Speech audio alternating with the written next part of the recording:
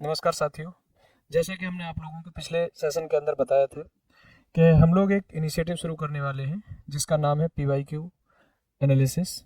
तो उसी सेशन के फर्स्ट डे के अंदर आज हम उत्तर प्रदेश जो GS 5 पेपर है, जिसमें कि हमने पिछले सेशन में आपसे सिलेबस डिस्कस किया था, उसी में 2025 का जो पेपर अभी हाल ही में कंडक्ट हुआ है, UPPCS मेंस का जो 2025 का पेपर कंडक्ट हुआ है, उसी के क्वेश्चंस को हमने यहाँ पर डिस्कशन के लिए लिया है। आज हम उस पेपर के अंदर जो क्वेश्चन नंबर 1 और क्वेश्चन नंबर 2 है उसका डिस्कशन करेंगे। और हमने 2025 से इस सेशन की शुरुआत करने का निर्णय इसलिए लिया है ताकि जो बच्चे अभी हाल ही में 2025 का पेपर दे के आए हैं वो क्या लिख कर आए हैं उसको थोड़ा सा अपने इस मॉडल आंसर के साथ एनालाइज कर सकते हैं। दूसरा, जो बच्चे 2026 का पेपर देने जा रहे हैं वो यहाँ से अपने लिए एक शिक्षा प्राप्त कर सकते हैं, दिशा निर्देशन प्राप्त कर सकते हैं कि उनको एक अच्छा आंसर लिखने के लिए क्या क्या रिक्वायरमेंट होने वाली है, किस तरीके का प्रेजेंटेशन आपको करना है। ये सारी बातें हम इस सेशन के अंदर देखेंगे। तो हम शुरू करते हैं आज का सेशन, जिसमें हम सबसे पहले देखेंगे आज का पहला सवाल। इसमें आप देख रहे हैं ये 8 क्वेश्चन नंबर 1 ही है उस पेपर का भी। जिस पेपर में ये क्वेश्चन आया है उस पेपर के अंदर ये है क्वेश्चन नंबर पहला है। पहला क्वेश्चन है, इसके अंदर आपसे पूछा है प्राचीन साहित्य के आधार पर अयोध्या के सांस्कृतिक महत्व का वर्णन कीजिए। पहला की पॉइंट है इसके अंदर प्राचीन साहित्य, इसके आधार पर एक की पॉइंट हो गया आपका अयोध्या, और बताना है आपको इसका सांस्कृतिक महत्व। ठीक है, तो कोई भी क्वेश्चन हो उसको लिखने के लिए आपको आनी चाहिए IBC टेक्नोलॉजी। IBC मेथड बोल सकते हैं, वो ज़्यादा इफेक्टिव रहेगा। IBC का मतलब है आपको एक इसमें क्वेश्चन में शुरू करना है इंट्रोडक्शन, दूसरा इसमें आपको लिखना है मेन बॉडी, इसकी बॉडी, थर्ड नंबर पर आपको इसका लिखना है कंक्लूजन। तो एक तो तरीका है कि हम इसको ओरली आपसे बोल दें तो आप इसका आंसर लिख देंगे। हम आज थोड़ा सा पहला सेशन है, आपको लिखने का तरीका भी बताते हैं ताकि आप और ढंग से अच्छे तरीके से इस सेशन को आप कवर करें।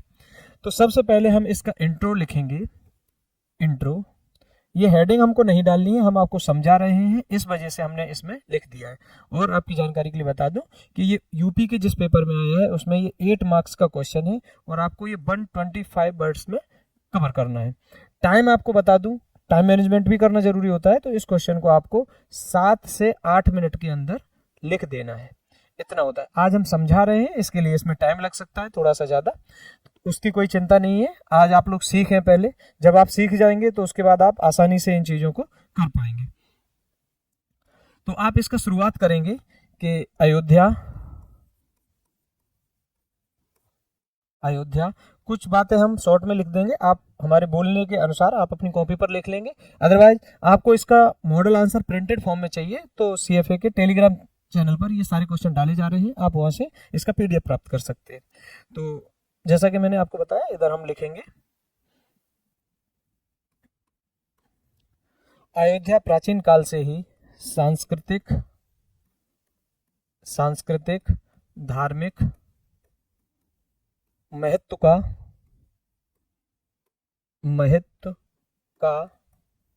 केंद्र रहा है। एक, रामायण और अन्य पौराणिक ग्रंथों में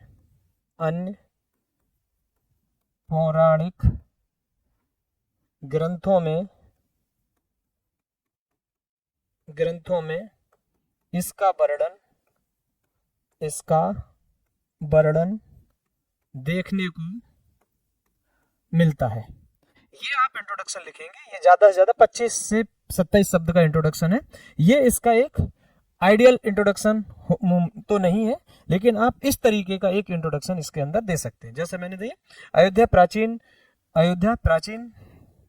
काल से ही, यहां लिखेंगे प्राचीन काल से ही, अयोध्या प्राचीन काल से ही सांस्कृतिक धार्मिक महत्व का केंद्र रहा है। रामायण और अन्य पौराणिक ग्रंथों में इसका वर्णन देखने को मिलता है। अब इसके बाद आपको क्या करना है, इसकी आती है मेन बॉडी। अब मेन बॉडी के अंदर आप हेडिंग लगाएंगे इसके अंदर कि प्राचीन साहित्य के आधार पर अयोध्या के सांस्कृतिक महत्व का वर्णन बताना था। तो यहाँ लिखेंगे आप हेडिंग अयोध्या का सांस्कृतिक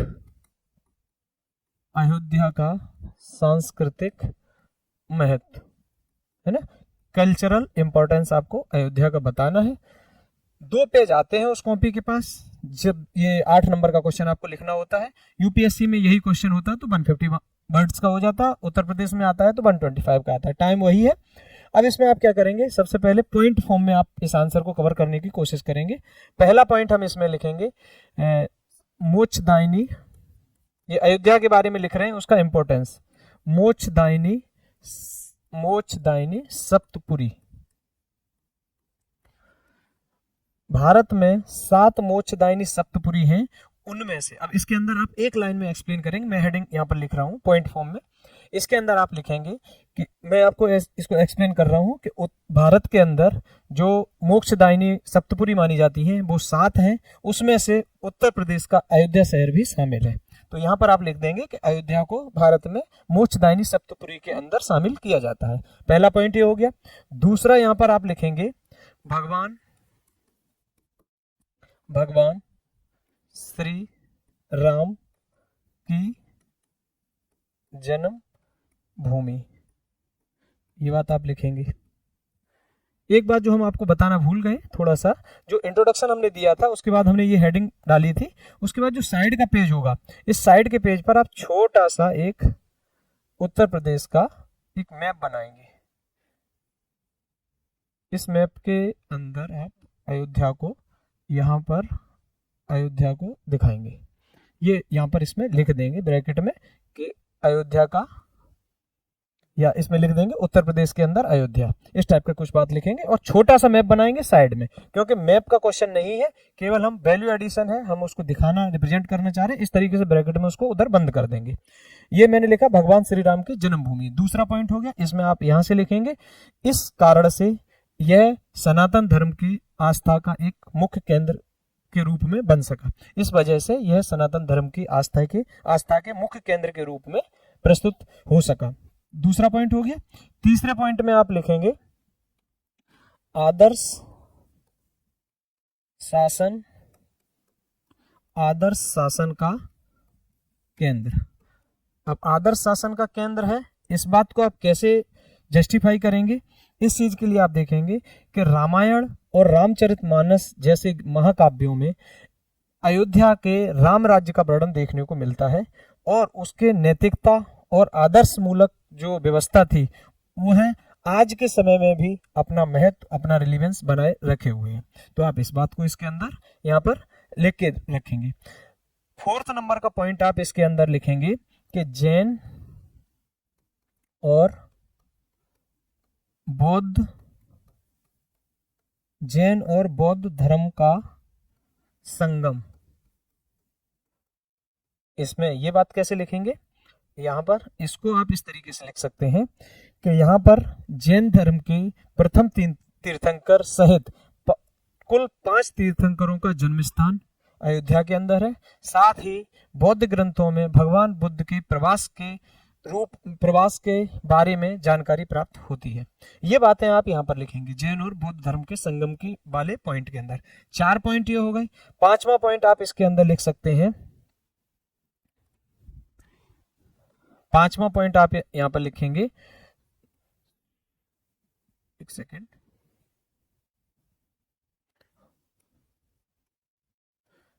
इक्ष्वाकु वंश का न्याय प्रिय राज्य। ये एक 5वां पॉइंट आप यहाँ पर लिख सकते हैं। इसमें आप कैसे बताएंगे कि ये सूर्यवंश के गौरवशाली इतिहास की भूमि भी रहा है, इस वजह से अयोध्या का एक सांस्कृतिक महत्व देखने को मिलता है। एक बात और आप यहाँ पर लिखेंगे 6वें नंबर के साहित्यिक महत्व। इसमें आप रामायण और रामचरितमानस जैसे महाकाव्यों का उल्लेख कर सकते हैं। ठीक है, ये हमारा एक क्वेश्चन हो गया। ये 8 नंबर का क्वेश्चन है, तो आप इसमें 5 से 6 पॉइंट आसानी से लिख सकते हो। जब 5 से 6 पॉइंट आप इसके अंदर लिख देंगे तो आपका क्वेश्चन बहुत इजीली कवर हो जाएगा। और पूरे मार्क्स दिलाने वाला क्वेश्चन हो जाएगा। जैसा मैंने आपको शुरू से बताया, सबसे पहले हमने इसके अंदर क्या किया, ये इंट्रोडक्शन लिखा। हेडिंग नहीं डालनी है, ये मैं बार बार बोल रहा हूँ, केवल आपको समझाने के लिए लिखा है। हमने पहले एक इंट्रोडक्शन दिया, सामान्य सा और बड़ा छोटा सा। अयोध्या प्राचीन काल से ही सांस्कृतिक धार्मिक महत्व का केंद्र रहा है। रामायण और अन्य पौराणिक ग्रंथों में इसका वर्णन देखने को मिलता है। उसके बाद हम इसकी मेन बॉडी पर आए तो हमने कहा अयोध्या का सांस्कृतिक महत्व। इसके अंदर हम लिखेंगे पहला, मोक्षदायिनी सप्तपुरी, इसके मैंने एक्सप्लेन किया। दूसरा, भगवान श्री राम की जन्मभूमि, इसके बारे में हमने आपको एक्सप्लेन किया। आदर्श शासन का केंद्र, ये कैसे राम राज्य की व्यवस्था के बारे में हमने आपको बताया। उसके बाद चौथे पॉइंट में आप लिखेंगे जैन और बौद्ध धर्म का संगम स्थल। ठीक है, इसमें हमने कैसे आपको बताया कि जैन धर्म के प्रथम तीर्थंकर सहित कुल 5 तीर्थंकरों की जन्मभूमि और बौद्ध ग्रंथों में भगवान बुद्ध के प्रवास के बारे में भी जानकारी प्राप्त होती है इस शहर से, यह नगर। दूसरा, ये मोस्ट इंपोर्टेंट, आपको एक मैप बना देना है जिसमें अयोध्या की लोकेशन बता देनी है। उसके बाद आगे चलेंगे तो इक्ष्वाकु वंश का न्यायप्रिय शासन, जिसमें आप बता सकते हैं सौर्य वंश का गौरवशाली इतिहास यहाँ पर देखने को, सौर्य वंश है ना, इसका गौरवशाली इतिहास यहाँ पर आपको देखने को मिलेगा।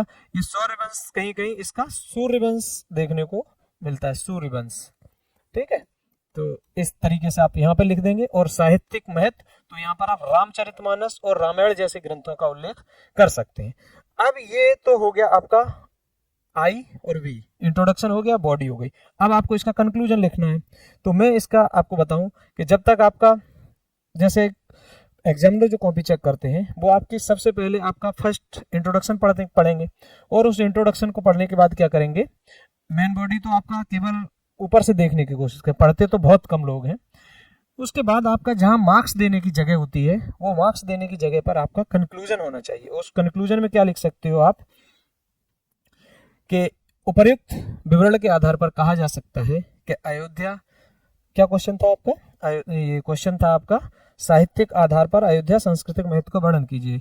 तो प्राचीन साहित्य के आधार पर अयोध्या भारतीय संस्कृति, धर्म, आदर्श शासन और आध्यात्मिक चेतना का केंद्र रहा है, और इसने भारतीय सांस्कृतिक विविधता को या भारतीय सांस्कृतिक सभ्यता, भारतीय सांस्कृतिक विविधता को गहराई से प्रभावित किया है। यह बात आप यहाँ के कंक्लूजन में लिख सकते हैं। ठीक है, इस तरीके से हो गया आपका ये पहला क्वेश्चन। यह क्वेश्चन भी 8 मार्क्स में और 125 वर्ड में आपका आया था उत्तर प्रदेश यूपीपीसीएस मेंस 2025 के अंदर, यूपीपीसीएस मेंस 2025 में। आप पेपर को देखिए, क्वेश्चन को देखिए, और उसके बाद इस तरफ आएंगे तो आपको ये बातें आपको देखने को मिलेंगी। आप कैसे पता करेंगे कि हम जो आंसर लिख रहे हैं वो हमारा सही जा रहा है, हम सही रास्ते पर हैं? तो ये चीज़ें आपको यहाँ पर देखने को मिल सकती हैं। हम एक कोशिश कर रहे हैं आपको एक इस तरीके का मॉडल आंसर प्रोवाइड कराने की, ताकि आप एग्जाम हॉल में जाएं तो कॉन्फिडेंस के साथ एक अच्छा आंसर लिखकर आ सकें। इसके अंदर भी हम वही काम करेंगे। सबसे पहले हमको ये पेज की जो है इसके बारे में तो आपको यहाँ बता देता हूँ। सपोज करिए इस तरीके से आपका ये पेज होगा एक, इसमें कुछ जगह यहाँ पे इस तरीके से मार्किंग होगी और कुछ ऐसे होगी, ऊपर से भी और नीचे से भी। लिखने वाला पोर्शन केवल आपका ये वाला है, ना इधर लिखना है, ना इधर लिखना है, ना यहाँ लिखना है, ना यहाँ लिखना है। ये बात आपको ध्यान रखनी होगी। इतने में ही आपको अपना क्वेश्चन करना है। तो हम इसमें इंट्रो लिखेंगे। अब इंट्रो में हम क्या लिख सकते हैं, इंट्रो के अंदर हम लिख सकते हैं कि मध्यकालीन भारत के अंदर मध्यकालीन भारत के अंदर इंडो इस्लामिक वास्तुकला का आगरा में जो विकास हुआ, उसमें भारतीय शिल्प कौशल, फारसी बागवानी और इस्लामी ज्यामिति का एक परिष्कृत समन्वय है। क्या क्या बातें लिखेंगे? कीवर्ड हमने इसमें आपके लिए क्या है, इंडो इस्लामिक वास्तुकला। इसमें 3 बातें आपको बतानी है, भारतीय, फारसी और इस्लामी। इन तीनों का ये पूछना चाह रहा है कि मिश्रण है कहाँ का, आगरा की इंडो इस्लामिक वास्तुकला। तो सबसे पहले तो आपको आगरा की जो वास्तुकला है उसके कुछ उदाहरण पता होने चाहिए, और 2 बातें पता होनी चाहिए कि फारसी और इस्लामी शैली की विशेषताएं और भारतीय शैली की विशेषताएं। यदि आपको पता है तो आप इस क्वेश्चन को बहुत आसानी से टैकल कर सकते हैं। सबसे पहले हमने आपको एक इंट्रोडक्शन बताया कि ऐसे लिख सकते हैं आप, मध्यकालीन भारत में, मध्यकालीन भारत में विकसित इंडो इस्लामिक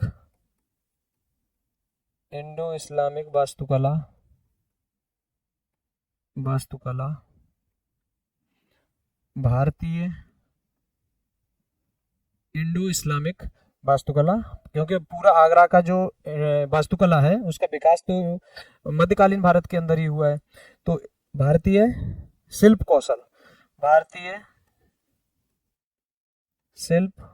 कौशल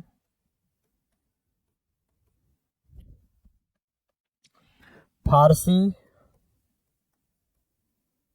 बागवानी, क्योंकि चारबाग शैली यहीं से आई, फारसी बागवानी और इस्लामी ज्यामिति का परिष्कृत मिश्रण है।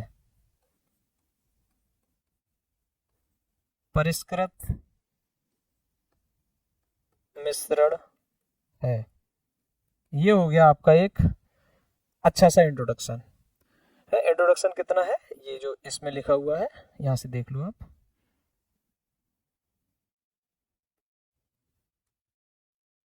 ये इंट्रोडक्शन है, ये इतना। मध्यकालीन भारत में विकसित इंडो इस्लामिक वास्तुकला भारतीय शिल्प कौशल, फारसी बागवानी और इस्लामी ज्यामिति का परिष्कृत मिश्रण है। अब ये हमने 2-3 शब्द यूज किए। एक तो किया मैंने भारतीय शिल्प कौशल, यहां पर किया फारसी बागवानी और यहां पर यूज किया इस्लामी ज्यामितिक।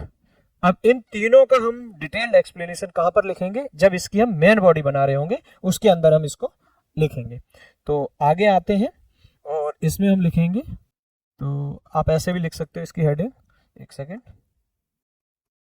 आगरा की वास्तुकला में भारतीय, फारसी और इस्लामी शैली के मिश्रण के तत्व, ऐसे हम एक हेडिंग बनाएंगे और इसको ब्रैकेट में बंद कर देंगे और उसके बाद हम एक पहला हेडिंग यहाँ पर लगाएंगे और उसमें हम लिखेंगे सामग्री के स्तर पर, है ना, सामग्री के स्तर पर। ये एक हेडिंग हुई। अब इस हेडिंग में आप क्या लिखेंगे, सबसे पहले आप यहाँ पर लिखेंगे स्थानीय सामग्री के रूप में, मैं एक्सप्लेन कर दे रहा हूँ। सामग्री के स्तर पर ये मिश्रण हम देखेंगे। स्थानीय सामग्री के रूप में लाल बलुआ पत्थर का उपयोग अकबर के द्वारा बनाए गए किला में देखा जा सकता है। ठीक है, उसके बाद हम लिखेंगे फारसी प्रभाव को हम संगमरमर से निर्मित ताजमहल के अंदर देख सकते हैं। उसके उदाहरण दोनों में हो गए। स्थानीय सामग्री का उपयोग भारतीय शैली को दर्शा रहा है और जो संगमरमर का उपयोग है वो फारसी और इस्लामी शैली को दर्शा रहा है, विशेषकर फारसी शैली को दर्शा रहा है। तो इसमें एक उदाहरण हो गया रेड फोर्ट का, दूसरा हो गया ताजमहल का। दूसरा आप यहाँ पर लिखेंगे सजावट और नक्काशी। अब सजावट और नक्काशी के स्तर पर जब आप देखेंगे तो दो तरीके से इसको एक्सप्लेन कर सकते हो। यहाँ पर आप दिखाएंगे भारतीय प्रभाव और दूसरे नंबर पर इसके अंदर दिखाएंगे इस्लामी और फारसी प्रभाव।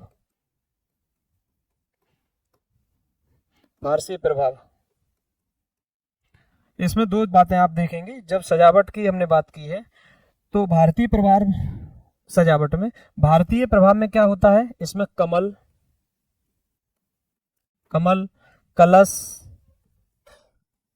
कलश इस टाइप की चीजों का उपयोग हमें आगरा की जो वास्तुकला है उसमें देखने को मिलता है।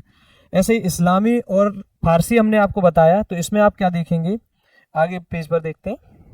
इसमें आप देखेंगे कि जो ज्यामितीय सजावट का काम है, ज्यामितीय सजावट इसी के साथ आप यहाँ पर देखेंगे पित्रादुरा, ये सारी चीजें आपको यहाँ देखने को मिलेंगी। पित्रादुरा क्या है? जो कीमती पत्थर होता है उससे सजावट का काम किया जाता है, वो पित्रादुरा के रूप में। और इसका उदाहरण आप किसको लिखेंगे? एतमाउद्दौला को इसका उदाहरण लिख देंगे। एतमाउद्दौला ये आगरा का एक वास्तुकला है, तो ये एक उदाहरण आप लिख देंगे इसके अंदर। आगे जब इसमें आप बताएंगे तो तीसरे नंबर का एक पॉइंट आप इसमें लिख देंगे, संरचनात्मक स्तर पर। संरचनात्मक स्तर पर समन्वय। अब संरचनात्मक स्तर पर क्या समन्वय हुआ है इसके अंदर, वो आप अलग अलग बातें बताएंगे 3 तरीके से। जैसे इस्लामी और फारसी कला के अंदर ऊंचे गुम्बद, मीनार, इस टाइप की चीज़ों का उपयोग होता था, जबकि भारतीय शैली में हम देखते हैं लिंटल और सतीर का उपयोग किया जाता था। लेकिन इन दोनों को समन्वय करते हुए हम देखेंगे ताजमहल और फतेहपुर सीकरी की इमारतों का निर्माण किया गया, जिसमें ऊंचे गुम्बदों का उपयोग किया गया और बड़े दरवाजों का उपयोग किया गया। और उसी के साथ में आप जो हिंदू शैली है जो मंदिरों में देखने को मिलती है, जैसे रिवर्स लोटस और कोष्टक, इनका उपयोग आपको, या छतरी, ये चीज़ें आपको इन दोनों वास्तुकलाओं में देखने को मिल सकती हैं। तो ऐसे आप बताएंगे कि ये क्वेश्चन आपका लगभग 125 शब्द से ऊपर हो चुका होगा। एक इसके अलावा एक पॉइंट आप इसमें और ऐड कर सकते हैं, जो हमने एक ऊपर बताया था कि फारसी बागवानी विन्यास कला का मिश्रण। विन्यास कला का मिश्रण, इसमें आप क्या चीज देखेंगे कि इस्लामी और फारसी शैली का, इसमें चारबाग शैली का विकास इस टाइप की वास्तुकला में देखने को आपको मिल जाएगा। चारबाग शैली, ये चारबाग शैली क्या है अगर आपको पता होगा तो आप तुरंत से इसका एक मैप ड्रॉ कर सकते हैं वहीं साइड में।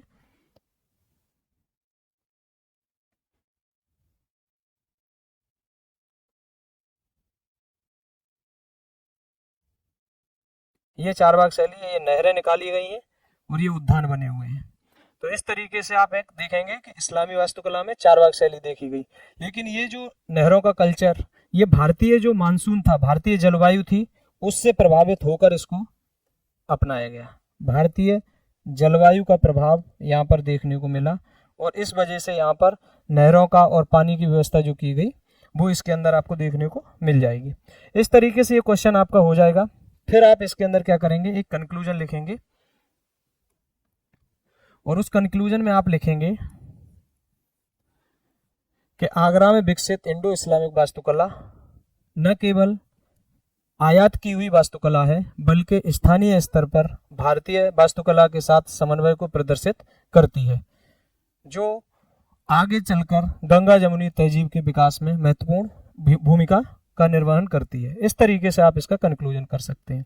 तो ये 2025 के यूपीपीसीएस के क्वेश्चन थे जिनका हमने आज डिस्कशन किया। नेक्स्ट सेशन में जब हम आपसे मिलेंगे तो हम इसके आगे के जो क्वेश्चन है, क्वेश्चन नंबर 3 और 4, उसको डिस्कस करेंगे।